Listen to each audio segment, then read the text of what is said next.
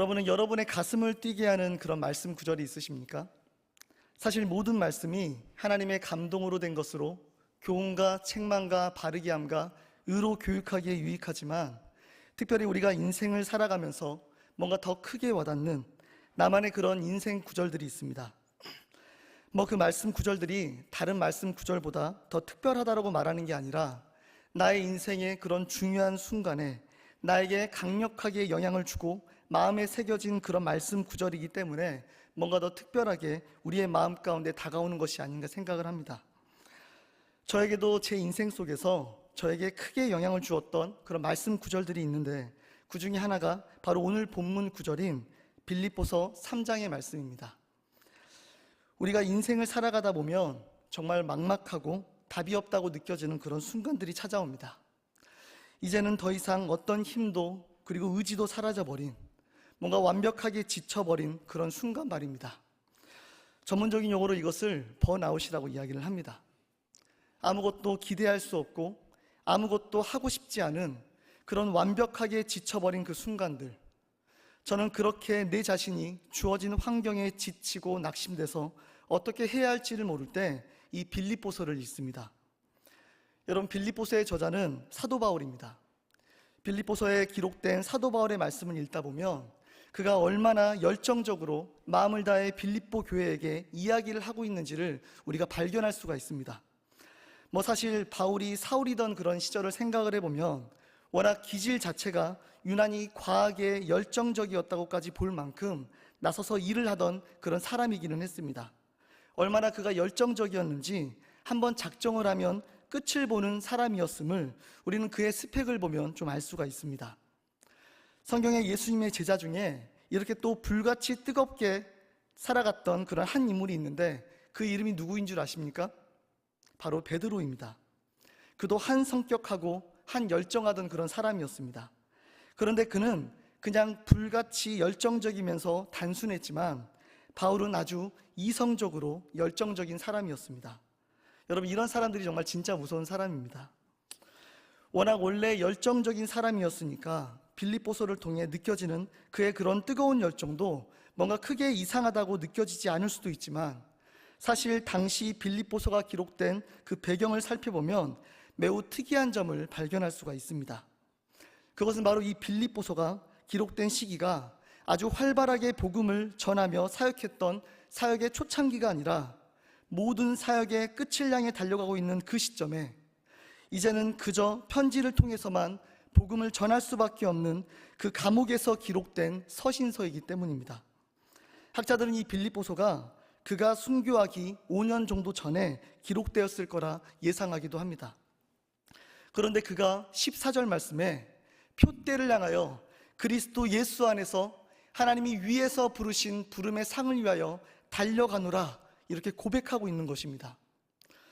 도대체 그에게 표대가 어떤 의미였길래, 그에게 표대가 무엇이었길래 그의 나이가 이제 60이 다 되어가고 인생의 끝을 바라보고 있는 이 시점에도 여전히 그곳을 향하여 달려가겠다라고 그렇게 고백하게 만들었던 걸까요?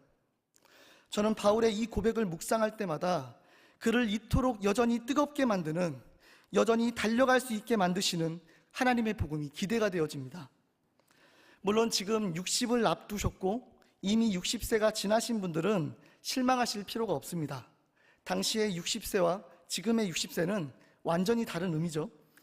그리고 만약 바울이 60세가 아니라 70세, 80세, 90세, 100세까지 살았다면 그는 여전히 동일하게 끝까지 표대를 향해 달려가겠노라고 그렇게 고백을 했을 것입니다. 이 시간 그 바울의 열정이 이곳에 함께하는 모든 이들에게 동일하게 전해지는 은혜가 있기를 예수님의 이름으로 축복합니다. 여러분은 무엇을 위해 이 인생을 살아가십니까? 여러분의 가슴을 뜨겁게 만드는 것은 무엇입니까? 돈입니까? 아니면 명예입니까? 아니면 건강입니까? 여러분, 꿈은, 비전은 자녀들과 청년들만 꾸는 것이 아닙니다. 말씀 구절과 찬양 가사에서도 나오는 우리에게 아주 익숙한 말씀인데요, 자녀들은 예언할 것이요 청년들은 환상을 보고 아비들은 꿈을 꾸리라. 꿈은 누가 꾼다고요? 아비들입니다. 여러분, 어떤 꿈이죠? 자녀들이 예언하고 청년들이 환상을 보는 그런 꿈을 꾸는 것입니다. 하나님의 나라를 위해 자녀들이 예언하고 청년들이 환상을 보는 그 놀라운 하나님의 나라가 이 땅에 이루어지는 그런 꿈을 꾸는 것입니다. 여러분, 이것이 여러분의 가슴을 뜨겁게 하는 그런 이유가 되시기를 예수님의 이름으로 축복합니다. 그런데 사도 바울이 말하는 표대는 그 정도에서 끝나지 않습니다. 바울은 10절과 11절 말씀에 내가 그리스도와 그 부활의 권능과 그 고난의 참여를 알고자 하여 그의 죽으심을 본받아 어떻게 해서든지 죽은 자 가운데서 부활에 이르려 하노니, 어떻게 해서든지 죽은 자 가운데에서 부활에 이르려 하노니. 여러분, 바울의 표대였습니다. 그리고 이것이 복음 앞에서, 하나님 앞에서 은혜 입은 자들의 동일한 표대이며 소명이 됨을 여러분 기억하시기를 바랍니다.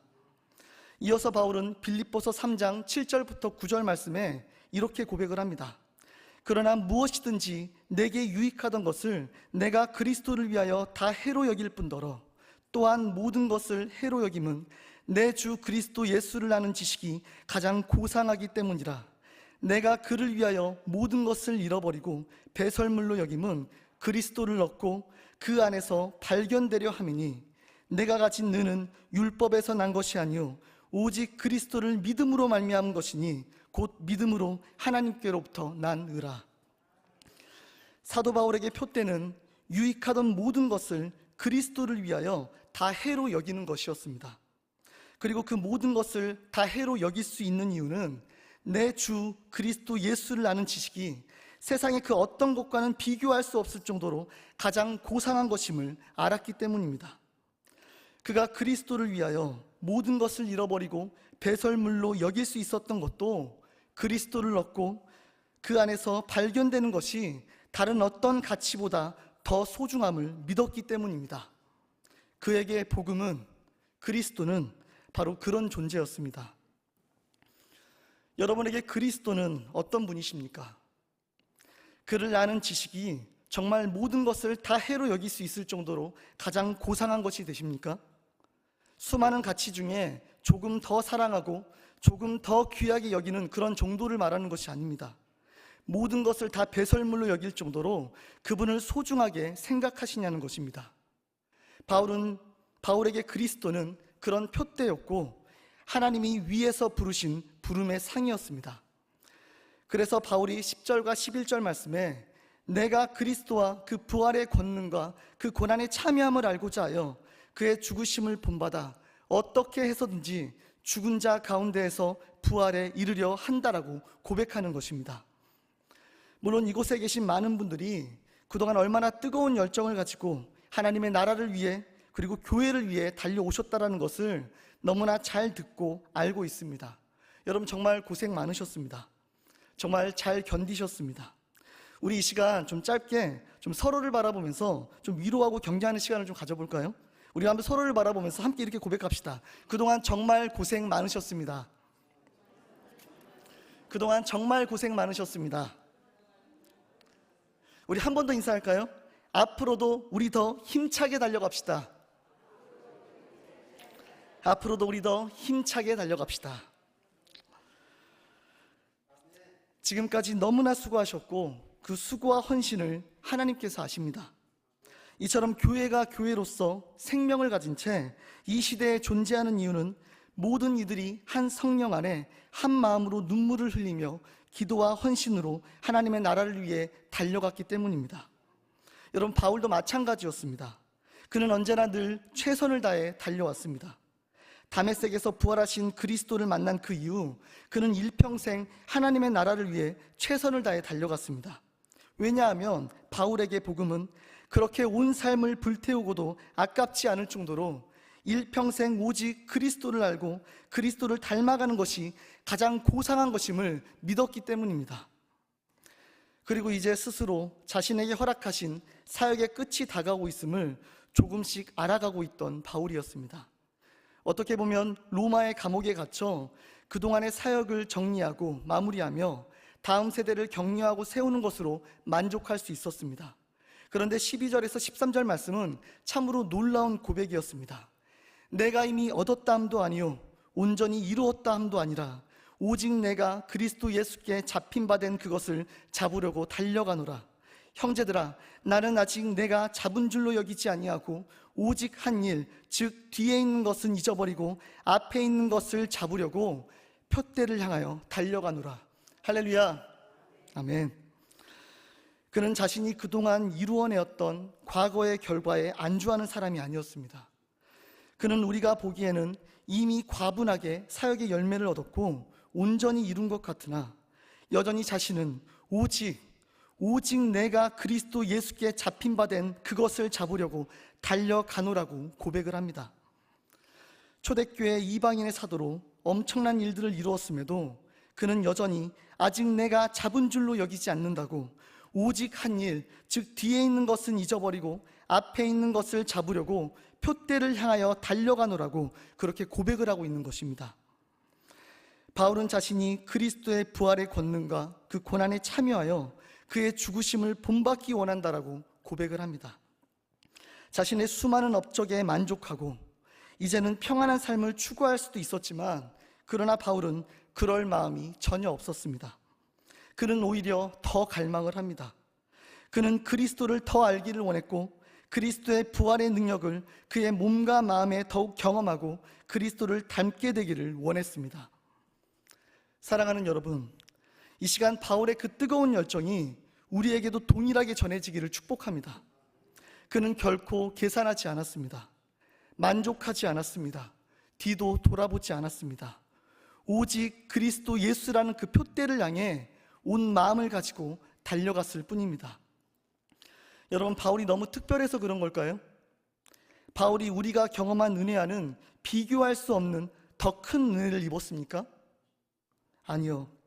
여러분, 바울에게 허락하신 하나님의 은혜는 우리에게도 동일하게 허락하신 은혜임을 여러분 기억하시기를 바랍니다. 비록 우리가 우리의 삶에 허락하신 하나님의 은혜, 그 복음의 가치를 올바로 인지하지 못하고 살고 있었을지라도 그리스도의 복음은 이 세상의 모든 것을 다 배설물로 여길 정도로 가장 고상한 것임을 여러분 믿으시기를 바랍니다. 삶의 일부가 아닌 자신의 모든 삶 전부를 내어드릴지라도 결코 부족하지 않을 정도로 그 복음은 가장 고상하고 가장 가치 있고 가장 우리의 마음을 뜨겁게 만드는 그런 놀라운 기쁜 소식임을 여러분 믿으시기를 바랍니다. 왜냐하면 하나님께서 먼저 그렇게 우리를 사랑하고 계시기 때문입니다.